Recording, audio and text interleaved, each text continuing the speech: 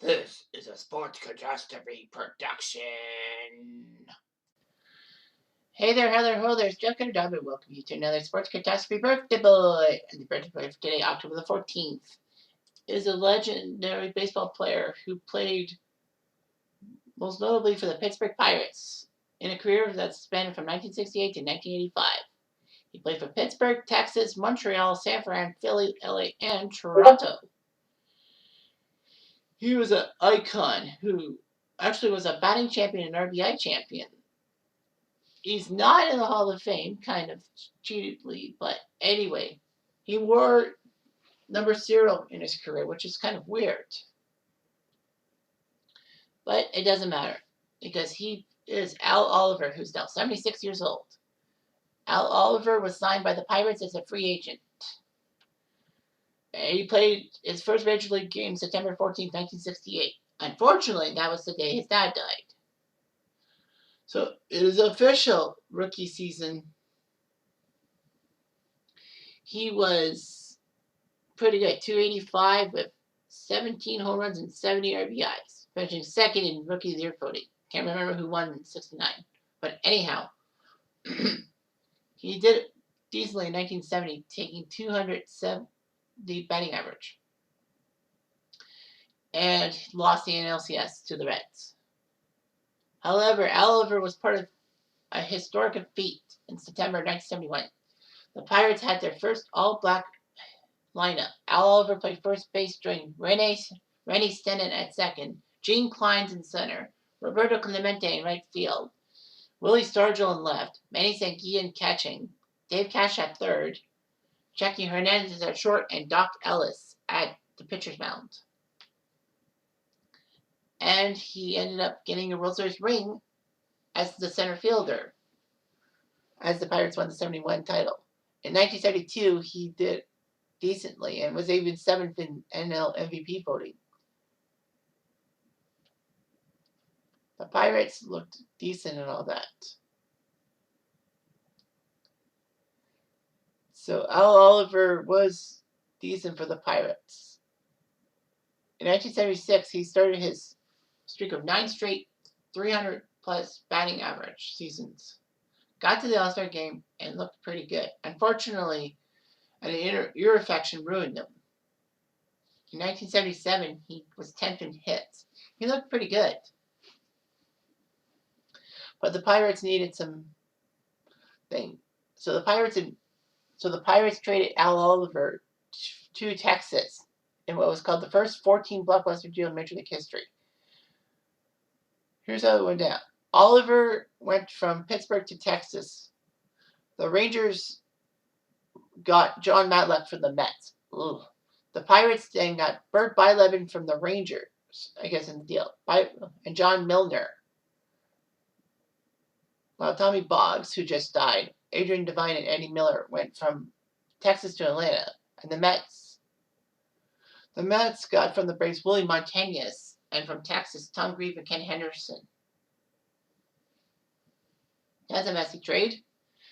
But yeah, Al Oliver proved Pittsburgh wrong for trading him by becoming second in the AL with a .324 batting average in '78, which was pretty good. I would have said Lemon Bostock won the batting title, but I don't think he did. No, it was Carew, I think.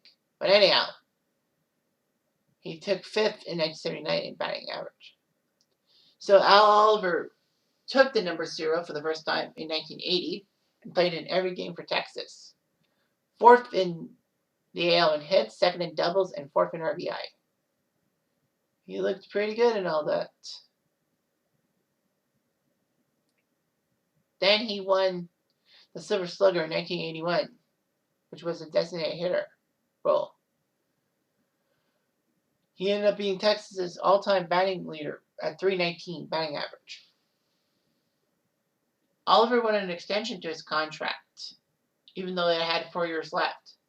But the Rangers rejected his renegotiation request. So, Oliver wanted out. There were rumors that he was going to head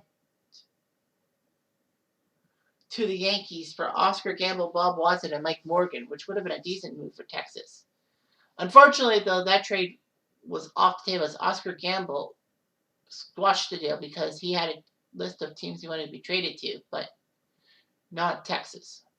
So, a few weeks later, Montreal got Al Oliver in exchange for Larry Parrish and Dave Hostetler.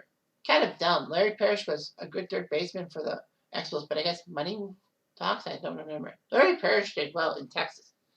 But Oliver, in 1982, he shocked a lot of people. He went back to the National League. He batted .331 to win the NL batting crown, leading the NL in hits, doubles, extra bases, and total bases. And actually was tied with Dale Murphy for the RBI lead with 109. So he had 2/3 of the Triple Crown. He looked good. Despite all that, he was third in NL MVP voting, losing to Dale Murphy and someone else, but that's kind of pathetic. Al Oliver led the NL in doubles in 83 with 38 and got his 2,500th hit. But Montreal traded him to San Francisco for Fred Buehler and Max Venable. Ugh. But the Giants also sent Andy McGaffigan to Montreal. He only played half a season in San Francisco before being dealt to Philadelphia for a couple of nobodies. In the 85 offseason, Philly decided to trade him to Los Angeles for Pat Zachary. And then on July 9th, in a shocking move,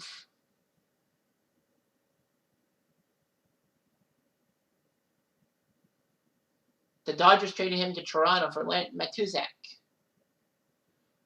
He helped the Blue Jays out. He even got 2 game-winning hits in the first 4 games of the ALCS against Kansas City. So Oliver was the man why Toronto was up 3-1. In Game 7, he actually was the DH against Brett Saberhagen. But strangely, Saberhagen, even though he pitched 3 scoreless innings, left the game for Charlie Liebert. And because the lefty was on the mound, Jays manager Bobby Cox needed to make a change. So he sent Cliff Johnson to be pinch hitting for Oliver, and he whiffed. Oliver was not too happy with that. Oliver claimed that he was forced to retire because of collusion. And was actually entitled to over $680,000.